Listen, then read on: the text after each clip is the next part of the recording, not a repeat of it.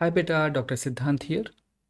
इस वीडियो में मैं बात करूंगा कि मेंडल साहब ने मटर के किन कैरेक्टर्स के साथ अपने हाइब्रिडाइजेशन एक्सपेरिमेंट किए।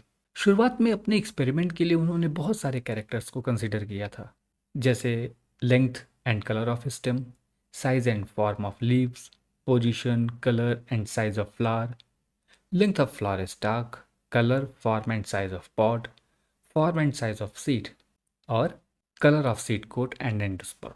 इनमें से कुछ कैरेक्टर्स ऐसे थे जिनमें बहुत ज़्यादा वेरिएशन था, इस कारण उनमें आपस में अंतर करना मुश्किल होता था। ऐसे कैरेक्टर्स को एक्सपेरिमेंट में शामिल नहीं किया गया। एक्सपेरिमेंट के लिए केवल वही कैरेक्टर चुने गए जिनके बीच आसानी से अंतर किया जा सकता था। ये लिस्ट उन 7 कैरेक्टर्स की है जिसे फाइनली मेंडल साहब ने अपने प्रयोगों के लिए चुना। यहाँ जिस सीक्वेंस में ये कैरेक्टर दिए गए हैं, इसी क्रम में मेंडल साहब ने भी इन्हें अपने रिसर्च पेपर में मेंशन किया था। तुम अपने हिसाब से इस क्रम में बदलाव कर सकते हो। तो पहला कैरेक्टर है शेप ऑफ राइप सीड। यहाँ यह बात ध्यान रखना कि जब भी सीड के शेप की बात होगी तो राइप यानी ड्राइड सीड को ही कंसीडर किया जाएगा। इसका कारण यह है कि कच्चे सीड के शेप में तो कोई चेंज ही नहीं होगा और वो सभी के सभी राउंड होंगे। मेंडल साहब ने सीड के शेप से संबंधित 2 ट्रेट लिए थे। पहले में सीड का शेप राउंड था, हालांकि कभी कभी उसमें डिप्रेशन भी दिखता था, पर वो बहुत हल्का सा था। इसके विपरीत दूसरे में मटर के सीड डीपली रिंकल्ड थे, माने उनमें गहरी झुर्रियां थी, जिसे तुम इमेज में भी देख सकते हो। चलो अब इसका कारण जानने की कोशिश करते हैं। हम जानते हैं सीड के कोटिलिडन में फूड स्टोर्ड होता है।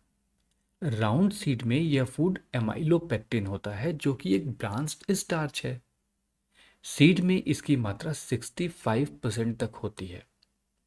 इसका कारण है इन सीड में एक फंक्शनल जीन का पाया जाना जो स्टार्च ब्रांचिंग एंजाइम को प्रोड्यूस करता है। यही एंजाइम कोटिलिडन में मौजूद शुगर को एमाइलोपेक्टिन में कन्वर्ट कर देता है। इस तरह इन सीड्स में शुगर की मात्रा कम होती है। इसके विपरीत रिंकल्ड सीड में एमाइलोपेक्टिन की मात्रा केवल 2% ही होती है। इसके लिए डीएनए का एक एक्स्ट्रा सेगमेंट जिम्मेदार है, जिसे ट्रांसपोजन कहते हैं। ये जीन के फंक्शन को ब्लॉक कर देता है, इस कारण शुगर स्टार्च में कन्वर्ट नहीं हो पाती। यानी रिंकल्ड सी में शुगर कंटेंट ज़्यादा होता है। ज़्यादा शुगर के कारण ऑस्मोसिस प्रोसेस के थ्रू ज़्यादा पानी सीड में एंटर करता है। इस प्रेशर के कारण सीड कोड एक्सपैंड हो जाते हैं। अब जैसे जैसे सीड्स सूखना शुरू करते हैं वो तेजी से पानी खोते हैं। इस कारण सीड्स के अंदर एम्प्टी स्पेस क्रिएट हो जाता है। अब जैसे खोखली जमीन पे पैर रखते ही जमीन धंस जाती है, वैसे ही ये सीड कोड भी कोलैप्स हो जाते हैं और इस तरह सीड को मिलता है रिंकेल्ड अपीयरेंस। वहीं राउंड सीड में शुगर की मात्रा कम होने के कारण कम ऑस्मोसिस हो पाती है, जिस कारण थोड़ा ही पानी सीड के अंदर जा पाता है। पानी की कम मात्रा उतना प्रेशर नहीं लगा पाती कि सीड कोट स्ट्रेच हो जाए। अब जैसे ही सीड मैच्योर होते हैं वो पानी को होल्ड करते हैं और तेजी से पानी नहीं खोते। इस कारण एम्प्टी स्पेस क्रिएट नहीं हो पाता और सीड राउंड रह जाते हैं। दूसरा कैरेक्टर है colour of seed cotyledon. Mendel साहब द्वारा सीड कलर के लिए भी 2 ट्रेट लिए गए थे। पहले में सीड का रंग हल्का पीला, गहरा पीला और नारंगी पीला था, जबकि दूसरे में ये थोड़ा बहुत हरा था। सीड कोटिलिडन के कलर को आसानी से पहचाना जा सकता था। इसका कारण था सीड कोट का ट्रांसपेरेंट होना। मोटे तौर पे तुम कह सकते हो कि सीड या तो पीला था या फिर हरा था। आओ अब इसका कारण जानने की कोशिश करते हैं। हम जानते हैं क्लोरोफिल पिगमेंट हरे रंग के लिए जिम्मेदार है। इसका मतलब जिस सीड का रंग हरा है उसके पास खूब सारा क्लोरोफिल है। वहीं जिस सीड का रंग पीला है वहाँ क्लोरोफिल कम हो गया है। इसका कारण है क्लोरोफिल का ब्रेकडाउन होना। यह ब्रेकडाउन स्टेज जीन द्वारा नियंत्रित होता है। इस जीन से बनने वाले प्रोटीन्स मटर के कोटिलिडन में मौजूद क्लोरोफिल को तोड़ देते हैं। इस वजह से जैसे जैसे बीज पकते जाते हैं उनका हरा रंग खत्म हो जाता है और वो पीले हो जाते हैं। अगला कैरेक्टर है seed coat and flower colour. Mendel साहब ने असल में फ्लावर कलर को डायरेक्टली कंसिडर नहीं किया था। इसकी जगह वो सीड कोट के कलर को देख रहे थे। उन्होंने सीड कोट के लिए भी 2 ट्रेट लिए थे। उन्होंने पाया कि जिन पौधों में सीड कोट का कलर वाइट था उनमें हमेशा वाइट फूल ही आते थे। इसके विपरीत दूसरी तरह के सीड कोट का कलर स्लेटी, स्लेटी भूरा या चमड़े जैसा भूरा था और उन पर कभी कभी बैंगनी रंग के धब्बे भी पाए जाते थे। इस तरह के सीड कोट वाले पौधों में हमेशा फूलों का रंग बैंगनी ही होता था। इस तरह मेंडल साहब बड़ी स्मार्टली सीड कोट के कलर को देखकर ही फ्लावर के कलर को भी जान सकते थे। असल में सीड कोट और फ्लावर का कलर एक ही जीन से कंट्रोल होता है। इस तरह जो जीन सीड कोट के कलर के लिए रेस्पॉन्सिबल था, वही फ्लावर कलर को भी इन्फ्लुएंस करता था। ये जीन एक प्रोटीन बनाता है जिसे BHLH ट्रांसक्रिप्शन फैक्टर कहते हैं। यही ट्रांसक्रिप्शन फैक्टर एंथोसाइनिन पिगमेंट बनाने के लिए जिम्मेदार है। तो पी प्लांट में चाहे वो फ्लावर का वायलेट या पर्पल कलर हो या फिर सीड कोट का कलर, इसका कारण इसी पिगमेंट का एक्यूमुलेशन है। यानी जिन पौधों में ट्रांसक्रिप्शन फैक्टर एब्सेंट होगा वहां पे एंथोसाइनिन नहीं बनेगा और उन पौधों में सीड कोट और फ्लावर का कलर वाइट दिखाई देगा। अगला कैरेक्टर है शेप ऑफ राइप पॉड। यहां फिर से ध्यान देना कि जब भी पॉड के शेप की बात होगी तो राइप पॉड को ही कंसिडर किया जाएगा, क्योंकि कच्चे पॉड में शेप में कोई भी अंतर दिखाई नहीं देगा। मटर के पके हुए पॉड दो तरह के हो सकते हैं, पहला इन्फ्लेटेड और दूसरा रिंकल्ड या कंस्ट्रिक्टेड। इसे तुम पिंच्ड भी कह सकते हो। इन्फ्लेटेड पॉड में अंदर की तरफ स्कर्रेन काइमा की एक पूरी परत पाई जाती है जिसे पार्चमेंट कहते हैं। हमने ये पढ़ रखा है कि स्कर्रेन काइमेटस टिश्यू प्लांट आर्गन को मैकेनिकल सपोर्ट देते हैं। इस सपोर्ट की वजह से पी पॉड इन्फ्लेटेड होते हैं। जब भी पार्चमेंट की लेयर एब्सेंट होती है या फिर ये इनकम्प्लीट होती है तो पॉड केवल उन्हीं जगह पे फूले हुए होते हैं जहाँ पे मटर के दाने होते हैं। लेकिन जहाँ पर मटर के सीड नहीं होते वहाँ पे पॉड सिकुड़ जाते हैं और इस कारण वो रिंकल्ड या पिंच्ड दिखाई देते हैं। एक्चुअल में पी प्लांट में पी और वी दो जीन पाए जाते हैं। ये दोनों जीन रिंकल्ड पॉड में लिग्निफिकेशन की प्रोसेस को रोक देते हैं।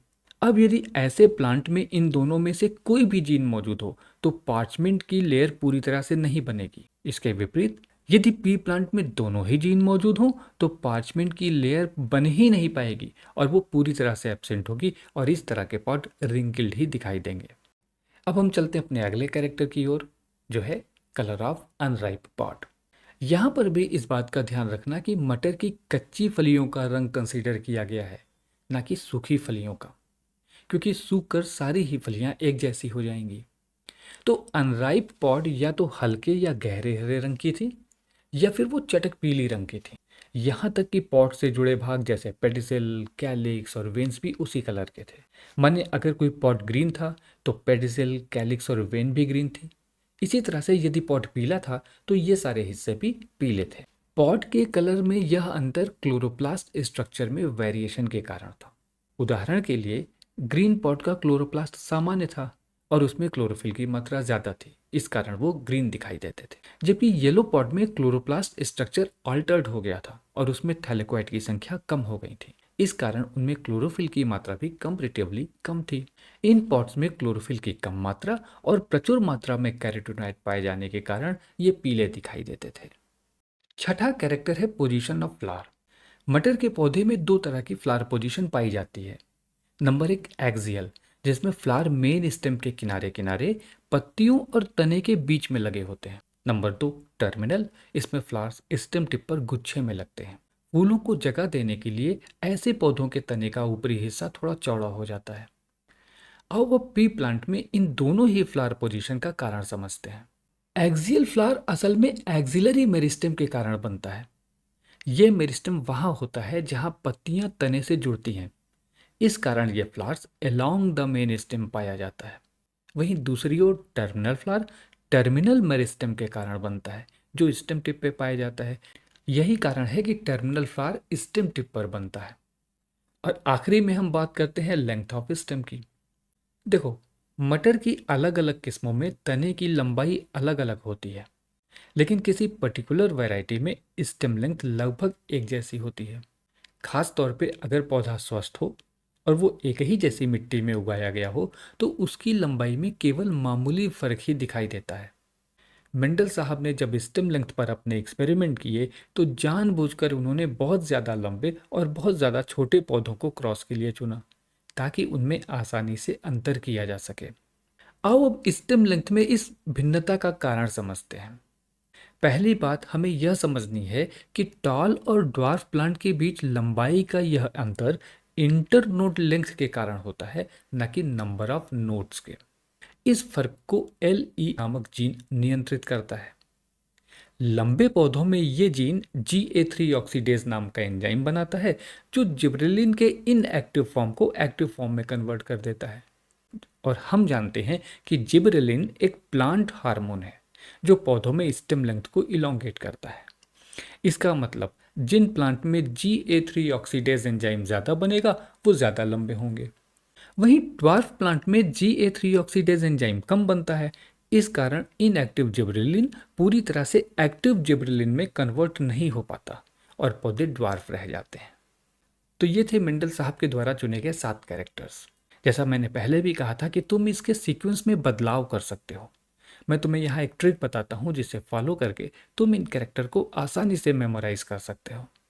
तो सबसे पहले प्लांट के पास जाओ और उसकी हाइट देखो। अगर प्लांट के पास GA3 ऑक्सीडेज ज़्यादा है तो वो टॉल होगा, अदरवाइज वो ड्वार्फ होगा। अब फ्लावर की पोजीशन और उसका कलर देखो। अगर BHLH ट्रांसक्रिप्शन फैक्टर है तो वो एंथोसायनिन पिगमेंट बनाएगा और फ्लावर वायलेट या पर्पल दिखाई देंगे। वहीं अगर ये फैक्टर एब्सेंट है तो फ्लावर का कलर वाइट होगा। अब फ्लावर की पोजीशन की बात करते हैं। अगर फ्लावर एक्सियल मेरिस्टेम से बन रहे हैं तो उनकी पोजीशन एक्सियल होगी। वहीं अगर वो टर्मिनल मेरिस्टेम से बन रहे हैं तो उनकी पोजीशन टर्मिनल होगी। फ्लावर से क्या बनेगा? फ्लावर से बनेगा पॉड। तो सबसे पहले पॉड का शेप देखते हैं। जिन पॉड में कंप्लीट पार्चमेंट लेयर होगी वो इन्फ्लेटेड होंगे। वहीं अगर ये लेयर इनकम्प्लीट या एब्सेंट होगी तो ऐसी स्थिति में पॉड कंस्ट्रिक्टेड या पिंस्ड होंगे। अब पॉड कलर की बात करते हैं। जिन पॉड्स में क्लोरोफिल ज़्यादा है वो ग्रीन होंगे और जिनमें क्लोरोफिल की मात्रा कम है वो येलो होंगे। अब पॉड को खोलो तो तुम्हें सीड दिखाई देंगे। तो चलो अब सीड के ट्रेट्स को देखते हैं। अगर सीड में स्टार्च ज़्यादा और शुगर कंटेंट कम है तो वो राउंड होगा। वहीं शुगर कंटेंट ज़्यादा होने पर वो रिंकल्ड हो जाएगा। अंत में सीड कलर को देखते हैं। जिन सीड्स में स्टेग्रीन जीन मौजूद होगा वहाँ क्लोरोफिल का डिग्रेडेशन हो जाएगा और वो येलो होंगे। वहीं जिन सीड्स के पास स्टेग्रीन जीन नहीं है वो ग्रीन होंगे। उम्मीद है ये टॉपिक समझ आ गया होगा। अगले किसी वीडियो में एक और टॉपिक के साथ आऊँगा। तब तक के लिए बाय बाय, टेक केयर।